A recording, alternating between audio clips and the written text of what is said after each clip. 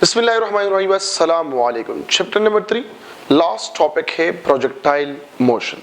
What is mean by projectile motion? Projectile motion हम कहते हैं कि two dimensional motion under the action of gravity is known as projectile motion. जो आप लोगों के कोर्स में प्रोजेक्टाइल मोशन है, ये कौन सा प्रोजेक्टाइल मोशन है? ऑब्लिक प्रोजेक्टाइल मोशन है, हॉरिजॉन्टल प्रोजेक्टाइल मोशन है, या इंक्लाइंड प्रोजेक्टाइल मोशन है, या आप लोगों को कोई पता नहीं है? तो मेरे नॉलेज के मुताबिक आप लोगों को पता नहीं है, क्योंकि आप लोगों के बुक में सिर्फ लिखा हुआ है कि प्रोजेक्टाइल मोशन। सो हम आज पढ़ने जा रहे हैं ऑब्लिक प्रोजेक्टाइल मोशन पढ़ने जा रहे हैं, ठीक है। प्रोजेक्टाइल मोशन जिस तरह आप लोगों ने रटा लगाया है कि two dimensional motion is known as projectile motion या is called projectile motion, ठीक है। अब यहां पे ये प्रोजेक्टाइल क्या होता है? What is mean by projectile? Projectile motion तो आपने जान लिया है, लेकिन प्रोजेक्टाइल क्या है? प्रोजेक्टाइल मोशन है टू डायमेंशनल मोशन, लेकिन प्रोजेक्टाइल वो बॉडी है जिसमें ये जो बॉडी पैराबोला शेप में मोशन करते हैं या जो टू डायमेंशनल मोशन करते हैं, उसका नाम क्या है? वो प्रोजेक्टाइल है, ठीक है। अब प्रोजेक्टाइल के लिए कुछ कंडीशंस है। कंडीशंस क्या है? ये कंडीशंस बहुत ज्यादा इंपॉर्टेंट है। Condition number 1 for oblique projectile motion, the angle should be greater than 0 degree and less than 90 degree। 0 से ग्रेटर होगा और 90 से कम होगा, ठीक है। क्यों? अगर 0 डिग्री में कंसिडर करूं तो वन डायमेंशन मोशन आता है, क्योंकि ये 0 डिग्री पे है, ठीक है। अगर मैं सिर्फ 90 डिग्री कंसिडर करूं तो ये भी वन डायमेंशन आता है, ठीक है, वर्टिकल एक्सिस पे। तो इसलिए मैं यहां पे लिखता हूं कि it should be greater than 0 and should be less than 90 degree, ठीक है। अब यहां पे दूसरा कंडीशन क्या है? अलोंग हॉरिजॉन्टल कंपोनेंट Vx की बात मैं करूं, ये हमेशा के लिए क्या होगा? कांस्टेंट होगा। Through out the projectile motion Vx क्या होगा? कांस्टेंट। नंबर 3, डेल्टा Vx क्या होगा? 0, चेंज नहीं आता इसमें। जब चेंज नहीं आता इसमें तो एक्सेलरेशन क्या होगा? Ax ये 0 होगा, और जब Ax 0 है तो यहां पे मोमेंटम ये फोर्स क्या होगा? नेट फोर्स ये होगा 0, ठीक है। Vx constant, del Vx 0, Ax 0, तो नेट फोर्स क्या होगा? ये भी 0 के बराबर होगा, ठीक है। Along horizontal vertical component Vy क्या है? ये है वेरिएबल। जब Vy वेरिएबल है तो Ay किस चीज के बराबर होगा? ये -g के बराबर होगा, क्योंकि delta Vy is not equal to 0। Number 8, फिर इफ नेट किस चीज के बराबर होगा? तो ये बराबर होगा mg, लेकिन यहां पे हम लगाएंगे माइनस लगाएंगे। क्लियर हो गई बात? अब इसके पैरामीटर्स की तरफ मैं चाहता हूं। किस चीज के parameters? Parameters of a projectile motion, जिसमें नंबर फर्स्ट है instantaneous initial velocity. Instantaneous initial velocity से को छोड़ो, इससे पहले देखें नंबर 9 पाथ ऑफ, ये तो आप लोगों को पता भी है, लेकिन मैं यहां पे लिखता हूं पाथ ऑफ अ प्रोजेक्टाइल, जिसको हम कहते हैं क्या? ट्रेजेक्ट्री कहते हैं। क्या कहते हैं? ट्रेजेक्ट्री कहते हैं।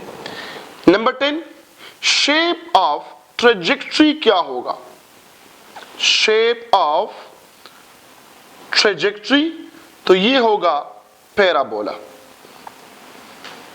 क्या होगा? पैराबोला होगा। जब पैराबोला है तो यहां पर आप लोग देखें, ये एक्स एक्सिस है और ये y एक्सिस है। हॉरिजॉन्टल कंपोनेंट x और vertical component y। Parabola shape ये है, ये देखिए आप, यहां पे जिस पॉइंट से ये शुरू हो गया, इस पॉइंट को हम कहते हैं पॉइंट ऑफ प्रोजेक्शन कहते हैं। क्या कहते हैं? Point of projection. जिस पॉइंट पे ये दोबारा आ गया, इस पॉइंट को हम कौन सा पॉइंट कहते हैं? पॉइंट ऑफ टारगेट कहते हैं। क्या कहते हैं? Point of target.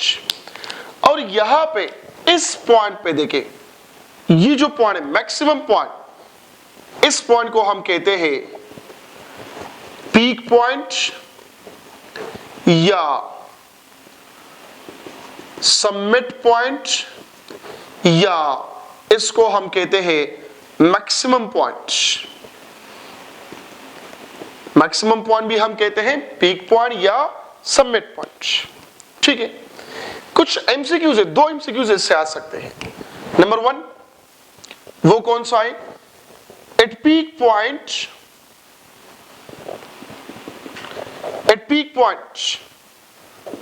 the vertical component of final velocity is dash dash dash। तो यहां पे हम लिखेंगे 0। वर्टिकल वेलोसिटी क्या है? 0। ठीक है, जो हॉरिजॉन्टल कंपोनेंट ऑफ वेलोसिटी है तो वो मैक्सिमम होगा। सेकंड नंबर एमसीक्यूज आ सकता है इसमें कि at peak point of a projectile the angle between velocity and acceleration, velocity और acceleration के दरमियान ये एंगल क्या होगा? is dash dash dash। तो एंगल कितना है? यहां पर देखिए, velocity का जो कंपोनेंट है वो इस डायरेक्शन में है और जो acceleration का कंपोनेंट है वो डाउनवर्ड है। तो आप लोग बताइए कि यहां पे एंगल कितना होगा? 90 डिग्री होगा। तो हम यहां पे लिखते हैं 90 डिग्री या पाई डिवाइडेड बाई 2 रेडियन है। ठीक है, 90 डिग्री या इसको हम कहते हैं क्या? पाई बाई 2 रेडियन कहते हैं। ये हो गया किस चीज पे? सिर्फ पैराबोलिक शेप में आता है। ठीक है, अब पैरामीटर की तरफ जाता हूं। तो पैरामीटर में नंबर फर्स्ट क्या है? वो है instantaneous initial velocity of a projectile। initial velocity of a projectile क्या है? तो यहां पे इसको ड्रा करें, ये आ गया y और ये आ गया x। एक पैराबोला शेप बनाएं यहां से लेकर यहां तक। मैं यहां पे कंसिडर करता हूं ये पॉइंट कि ये इनिशियल पॉइंट है, सिर्फ आप लोगों के समझाने के लिए, बाकी तो इनिशियल ये पॉइंट है। ठीक है, वेलोसिटी का डायरेक्शन है इस डायरेक्शन में, और यहां पे ये क्या होगा? वी आई एक्स होगा, और ये कंपोनेंट कौन सा होगा? वी आई वाई होगा, और यहां पर ये क्या है? वी है। ठीक है, तो यहां पर हम लिखते हैं फिर कि वी आई एक्स ये बराबर है V I cos of theta, और फिर वी आई वाई हम कहते हैं कि ये बराबर है V I sine of theta. V cos theta and V I sine theta. Now number 2, यहां पे क्या है? इंस्टेंटेनियस। ये आप लोगों की बुक में नहीं है। Instantaneous displacement of a projectile. ये क्या है? Instantaneous displacement of a projectile क्या है? मतलब ये हुआ कि यहां पे एक प्रोजेक्टाइल मोशन करता है, ठीक है, 2 dimensional motion under the action of gravity. मैं इसका हाइट मालूम करना चाहता हूं इस पॉइंट पे, ये पॉइंट है, यहां पे वर्टिकल और जो हॉरिजॉन्टल है दोनों मालूम करना चाहता हूं। सो नंबर ए, वर्टिकल या हॉरिजॉन्टल मैं लिखता हूं along x एक्सिस। तो आप लोगों को पता है कि इस बराबर है VIT plus half AT square के बराबर है, VT plus half AT square है।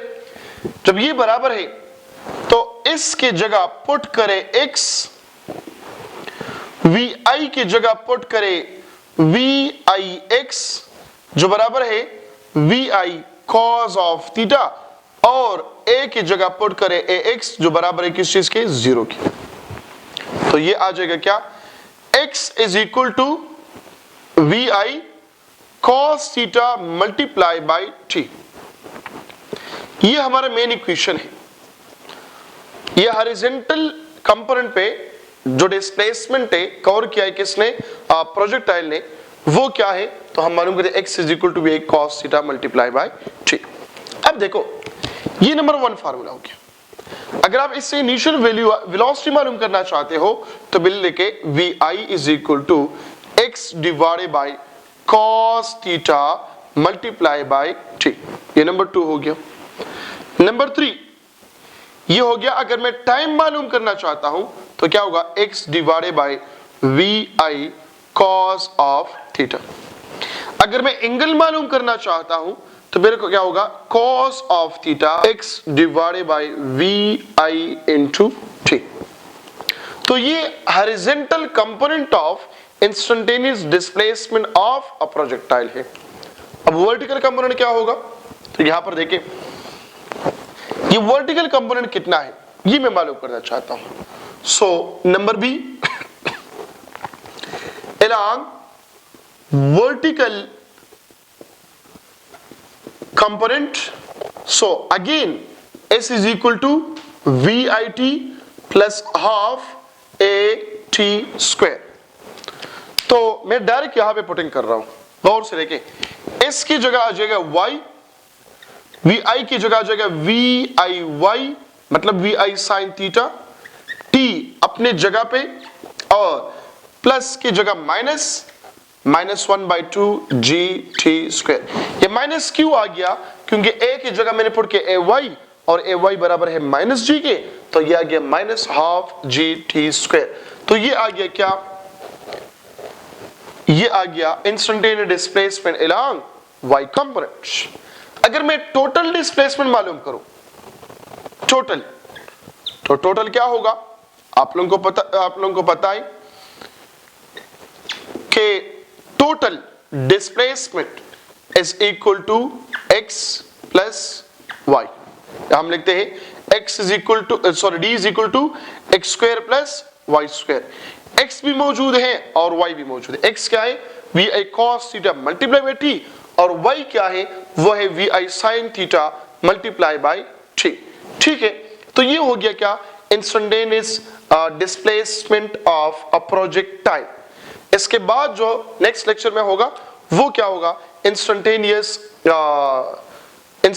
Final velocity of a projectile, instantaneous momentum of a projectile, instantaneous kinetic energy of a projectile, instantaneous potential energy of a projectile, और फिर हम जाएंगे किसकी तरफ, time of flight, maximum height and range of a projectile. Thank you so much, Allah Hafiz.